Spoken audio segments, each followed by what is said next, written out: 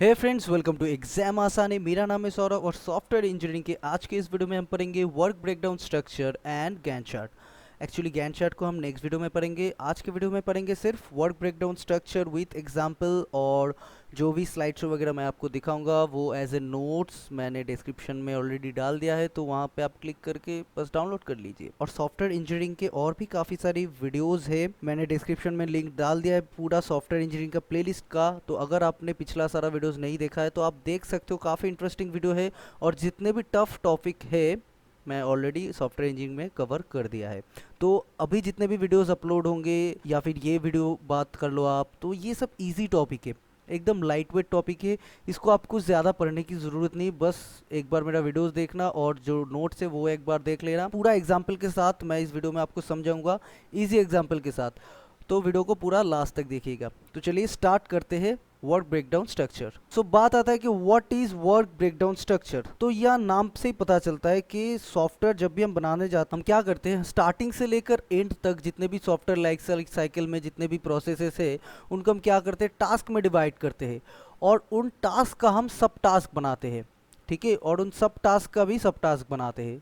तो क्या बताया जा रहा है कि a work breakdown structure includes dividing a large and complex project into simpler, manageable and independent task, ठीक है। और नेक्स्ट बताया जा रहा है कि the root of this tree is labelled by the project name itself. तो ऊपर में जो रूट होगा उस रूट में हम क्या लिखेंगे, हमारा प्रोजेक्ट का नाम। जैसे हमारा प्रोजेक्ट का नाम है हॉस्पिटल मैनेजमेंट सिस्टम, तो उस डिज़ाइन में हम ऊपर में एकदम प्रोजेक्ट का नाम लिखेंगे, ठीक है। तो कैसे डिवीजन होता है ये देख लेते हैं। तो ये बेसिकली एक सिंटैक्स है, ये डायग्राम आप एग्जाम में ड्रॉ कर सकते हो। मैं ओरिजिनल एग्जाम्पल के साथ भी आपको समझाऊंगा। तो ये हमारा प्रोजेक्ट का नाम, फॉर एग्जांपल ये हमारा प्रोजेक्ट है और इस प्रोजेक्ट को हमने टास्क में डिवाइड किया है। कुछ 3-4 टास्क है उस प्रोजेक्ट को कंप्लीट करने के लिए, तो हमने ये डिवाइड किया। और नेक्स्ट क्या हम कर रहे हैं कि हम सब टास्क डिवाइड कर रहे हैं कि इन टास्क का भी हम सब टास्क निकाल रहे हैं और उसके बाद सब टास्क का भी हम सब टास्क निकाल रहे हैं। तो ये क्या हो गया, हमारा जो प्रोजेक्ट है वो प्रोजेक्ट पूरा एक ट्री स्ट्रक्चर में डिवाइड हो गया, ठीक है। उसमें हम ये पता लगा सकते हैं कि कौन सा हमारा मेन टास्क है, उसके अंदर क्या आ सकता है। तो एक्चुअल एग्जाम्पल को समझने से पहले एक थोड़ा सा फनी एग्जाम्पल ले लेते हैं। तो फॉर एग्जाम्पल एग्जाम प्रिपरेशन, तो एक इजी एक एग्जाम्पल लेते हैं। ये एक्चुअल एग्जाम्पल नहीं है, ये प्लीज़ एग्जाम में मत लिख देना, ये बस मैं आपको समझाने के लिए दिखा रहा हूँ, ठीक है। तो जैसे कि मान लो आप एग्जाम प्रिपरेशन करोगे या फिर मैं एग्जाम प्रिपरेशन करूंगा और मेरे पास 3 सब्जेक्ट है, डेटा स्ट्रक्चर, सॉफ्टवेयर इंजीनियरिंग और डीबीएमएस, ठीक है। तो मेरे एग्जाम प्रिपरेशन में ये क्या होगा, ये मेरा टास्क हो गया कि मुझे डेटा स्ट्रक्चर प्रिपेयर करना है, उसके बाद सॉफ्टवेयर इंजीनियरिंग प्रिपेयर करना है, उसके बाद डीबीएमएस प्रिपेयर करना है, ठीक है। तो ये हमारा टास्क हो गया। अभी इन टास्क का मैं सब टास्क बनाऊंगा कि डेटा स्ट्रक्चर में कितने चैप्टर है। डेटा स्ट्रक्चर में 2 चैप्टर है, चैप्टर 1 चैप्टर 2। देखिए डेटा स्ट्रक्चर को मैंने 1 लेवल दिया, इसलिए इसके जो सब टास्क है इसको मैं लेवल कर रहा हूँ 1.1, 1.2, उसके बाद जितना भी होगा 1.3, 1.4, इस तरह से। सॉफ्टवेयर इंजीनियरिंग में भी मेरा 3 चैप्टर है, तो इसलिए मैं इस तरह से डिवाइड कर रहा हूँ। डीबीएमएस में मेरा 2 चैप्टर है, इसलिए चैप्टर 1 चैप्टर 2। अभी यहाँ पे आप देखिए कि चैप्टर 1 यहाँ पे मैं क्या कर रहा हूँ, जो डेटा स्ट्रक्चर है वहाँ पे क्या है, चैप्टर 1। चैप्टर 1 में मुझे कौन कौन सा टॉपिक पढ़ना है उसका भी मैं डिवीजन कर रहा हूँ कि चैप्टर 1 में मुझे लिंक लिस्ट पढ़ना पड़ेगा, स्टैक पढ़ना पड़ेगा, क्यू पढ़ना पड़ेगा, ठीक है। ये 1.1 का पार्ट है।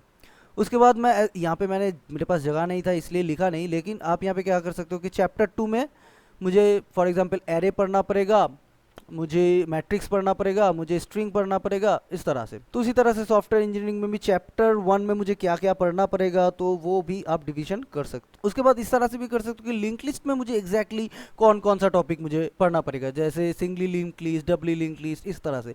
तो ये देख लो आपका पूरा जो स्ट्रक्चर है वो आपको क्लियर हो जाएगा कि एकदम मेरा जो एक सब्जेक्ट है उस एक सब्जेक्ट में मुझे एग्जैक्टली क्या क्या पढ़ना है। तो जब भी आपका टॉपिक कंप्लीट हो जाएगा यहाँ पे टिक कीजिए, यहाँ पे टिक कीजिए, और जब ये 3 कंप्लीट हो जाएगा, चैप्टर 1 कंप्लीट, उसके बाद चैप्टर 2 कंप्लीट कीजिए। तो ये हो गया एक एग्जाम्पल। ये एक्चुअल एग्जाम्पल नहीं है, मैं आपको एक्चुअल एग्जाम्पल अभी दिखाता हूँ। तो ये है हमारा एक्चुअल एग्जाम्पल। तो ये एग्जाम्पल मैंने एक्चुअली नेट से डाउनलोड किया है और मुझे लग रहा है कि ये एग्जाम्पल से मैं आपको अच्छी तरीके से समझा पाऊंगा। तो चलिए समझते हैं कि ये एग्जाम्पल क्या है। कि ये एक प्रोजेक्ट है, home town bank web application. तो ये एक वेब एप्लीकेशन है, प्रोजेक्ट का नाम ऊपर पे लिखा हुआ है। तो यहाँ पे क्या किया जा रहा है, तो यहाँ पे टास्क को डिवीजन किया जा रहा है। क्या क्या टास्क है एक प्रोजेक्ट बनाने के लिए, पहले रिक्वायरमेंट गैदर होगा, उसके बाद डिज़ाइन होगा, उसके बाद क्रिएशन होगा, क्रिएशन या फिर आप इम्प्लीमेंटेशन कुछ भी बोल सकते हो। उसके बाद टेस्टिंग होगा, उसके बाद हार्डवेयर का पार्ट कुछ आ जाता है, hardware installation, OS installation etcetera, तो वो सब चीज़ें यहाँ पे इंक्लूड होगा। उसके बाद कस्टमर एक्सेप्टेंस आ जाता है, उसके बाद लास्ट में आप रैप अप करके डिलीवर कर देंगे।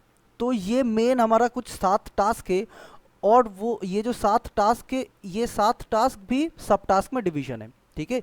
जैसे रिक्वायरमेंट गैदरिंग के लिए हमें आरएफपी रिस्पॉन्स लाना पड़ेगा, हार्डवेयर रिक्वायरमेंट्स देखना पड़ेगा, नेटवर्क रिक्वायरमेंट चेक करना पड़ेगा, सॉफ्टवेयर रिक्वायरमेंट चेक करना पड़ेगा, डिज़ाइन में हमें क्या क्या करना पड़ेगा, डिज़ाइन में हम क्या क्या करते हैं, हम यूज़ केस डायग्राम डिज़ाइन करते हैं, क्लास डायग्राम डिज़ाइन करते हैं, सीक्वेंस डायग्राम, तो ये हमारा डिज़ाइनिंग का पार्ट है। और क्लास डायग्राम में भी 2 तरीके से कर सकते हैं, उसका भी देखिए सब पार्ट है, डेटाबेस सॉफ्ट। उसके बाद आता है क्रिएशन, क्रिएशन में हम क्या करेंगे, डेटाबेस को इंप्लीमेंट करेंगे, उसके बाद सॉफ्टवेयर को इंप्लीमेंट करेंगे, सॉफ्टवेयर यानी कि कोडिंग पार्ट। अभी कोडिंग पार्ट में क्या आ जाता है, क्लाइंट साइड कोडिंग आ जाता है। एक तो क्लाइंट साइड कोडिंग यानी कि ये वेब एप्लीकेशन है, इसलिए क्लाइंट साइड कोडिंग, जो भी हमारा HTML CSS होगा वो डिज़ाइन वो हमें इंप्लीमेंट करना पड़ेगा। नेक्स्ट टास्क क्या है, server side model, server side control, server side view. तो सर्वर साइड का जो मॉडल व्यू कंट्रोलर होता है, MVC पार्ट है, वो अलग अलग टास्क होता है, ठीक है। फॉर एग्जांपल सर्वर साइड का व्यू का कोडिंग कोई करेगा, सर्वर साइड का कंट्रोल का कोडिंग कोई करेगा, सर्वर साइड में जो मॉडल है, जो डेटाबेस से डेटा फेच करना वगैरह वो कोई करेगा। उसके बाद टेस्टिंग, तो टेस्टिंग में तो बहुत कुछ होता है, unit testing, acceptance testing, user testing, तो आप अपनी तरफ से भी कुछ यहाँ पे ऐड कर सकते हो टेस्टिंग में, या फिर कहीं पे भी आप अपनी तरफ से भी इस चीज़ों को ऐड कर सकते हो। आप अगर सोचते हो नहीं मेरे सिस्टम में ये ओएस इंस्टॉलेशन पार्ट नहीं जाएगा, ठीक है, तो आप इसको इजीली रिमूव कर दो। ऐसी कोई बात नहीं है कि मेरा जो वर्क ब्रेकडाउन स्ट्रक्चर होगा मेरे सॉफ्टवेयर का, तो आपके सॉफ्टवेयर का वर्क ब्रेकडाउन स्ट्रक्चर भी सेम होगा, ऐसी कोई बात नहीं है। तो इस तरह से ये वर्क ब्रेकडाउन जो स्ट्रक्चर है वो पूरा किया जाता है। ऐसा बिल्कुल भी नहीं है कि आपको भी यही डायग्राम ड्रॉ करना पड़ेगा। हाँ, मैंने एक ऐसा स्टैंडर्ड एग्जाम्पल लिया है जिस एग्जाम्पल के साथ आप इजीली समझ सकते हो कि वर्क ब्रेकडाउन स्ट्रक्चर होता क्या है। फॉर एग्जाम्पल, आपका जो कंपनी है वो टेस्टिंग अफोर्ड नहीं कर सकता, आपका स्टार्टअप कंपनी है, आपकी कंपनी में उतना टेस्टिंग होता ही नहीं, जो भी डेवलपर डेवलप करता है वही टेस्टिंग कर देता है, तो टेस्टिंग का पार्ट आपके लिए हट जाएगा, ठीक है। तो इस तरह से सोचना है। तो ये तो पूरा हो गया एक actual example work breakdown structure का। तो अभी बात करते कि ये जो हमने इतना सारा स्ट्रक्चर डिवाइड किया उसका फ़ायदा क्या है। देखिए, उसका 2 फायदा मैं यहाँ पे आपके साथ डिस्कस करूँगा। पहला तो है कि फॉर एग्जांपल कि क्लाइंट ने इस प्रोजेक्ट के लिए 600 आवर्स अप्रूव किया है। मेरे हैंडराइटिंग पर मत जाइए, माउस से लिख रहा हूँ।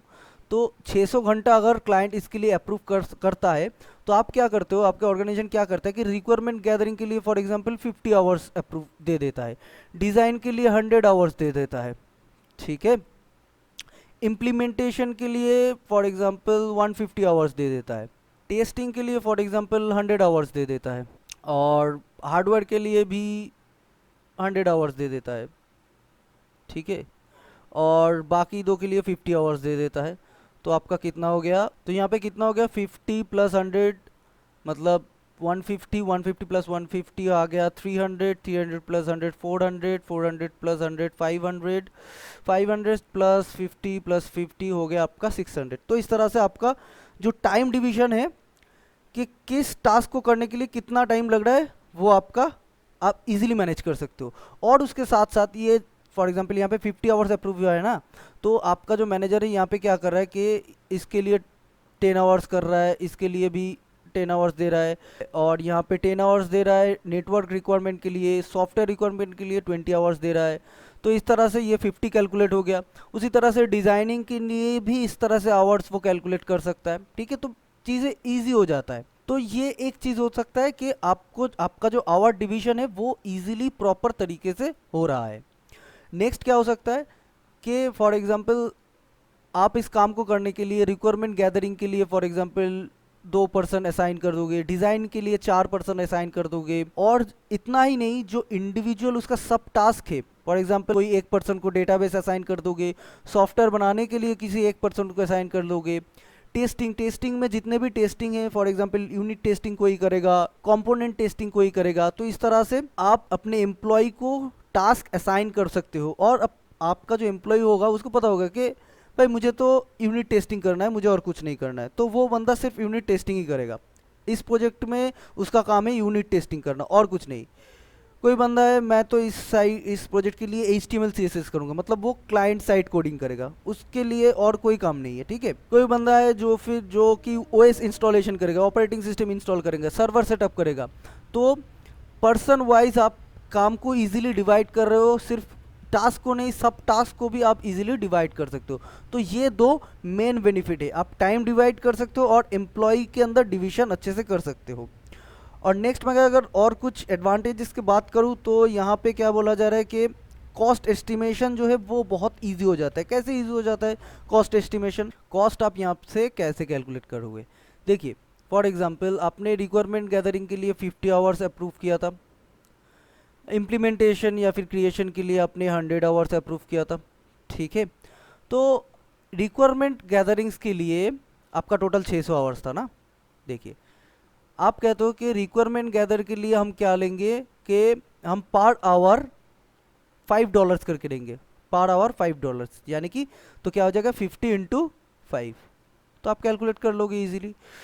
और यहाँ पे आप क्या करोगे कि इम्प्लीमेंटेशन में आप क्या करोगे, 100 आवर्स अगर अप्रूव हुआ है तो मैं क्या करूँगा कि मैं इम्प्लीमेंटेशन में पर आवर $10 करके लूँगा, ठीक है। तो $10 पर आवर, तो आप 100 इंटू 10 करके इजीली कैलकुलेट कर लोगे। और इस तरह से अगर स्ट्रक्चर को आपने ब्रेक नहीं किया होता तो क्या होता, आपने क्या होता कि मेरा 600 आवर्स अप्रूव हुआ है, चलो इसको पर आवर्स के हिसाब से 5 या 10 से मल्टीप्लाई करो और जो आंसर आएगा वो हमारा कॉस्ट है। अगर इस तरह से आप करते हो, देखिए प्रॉब्लम कहाँ पे, प्रॉब्लम ये है कि रिक्वायरमेंट गैदरिंग के लिए जो बंदे रखे गए, जो एम्प्लॉयज़ है, उनका सैलरी अलग है। जो इम्प्लीमेंटेशन के लिए बंदे रखे गए हैं, एम्प्लॉय रखे गए हैं, उनका सैलरी अलग है। तो आप यहाँ पे सबके लिए एक कॉस्ट आप नहीं रख सकते, ठीक है। तो आप इजीली अपने एम्प्लॉयज़ के सैलरी के हिसाब से ये सब चीज़ें कैलकुलेट कर सकते हो, ठीक है। तो ये हो गया कि आप कॉस्ट इजीली एस्टिमेट कर सकते हो। नेक्स्ट, टाइम इजीली एस्टिमेट कर सकते हो, estimate the time that each activity will take more precisely, ठीक है। अलाउ इजी मैनेजमेंट बहुत इजी हो जाता है। It helps in proper organisation of the project by the top management.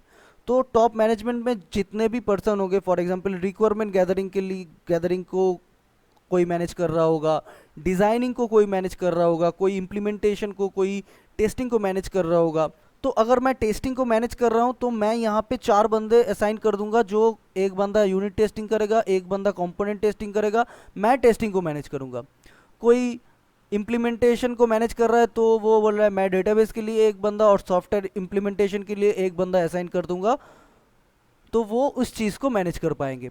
तो टॉप मैनेजमेंट में जो भी टॉप टास्क है उसको मैनेज करना बहुत इजी हो जाता है। तो ये था पूरा वर्क ब्रेकडाउन स्ट्रक्चर, जो कि मैंने इजी वे में कोशिश किया कि आपको समझाया जाए, और मैं सोचता हूँ कि आप समझ भी गए होंगे। और कोई डाउट हो तो आप कमेंट करके बता सकते हो।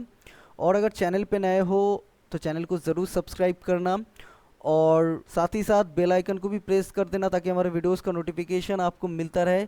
तो चलिए नेक्स्ट वीडियो में मिलते हैं गैंट चार्ट को लेकर। तब तक के लिए bye bye, take care, Tata.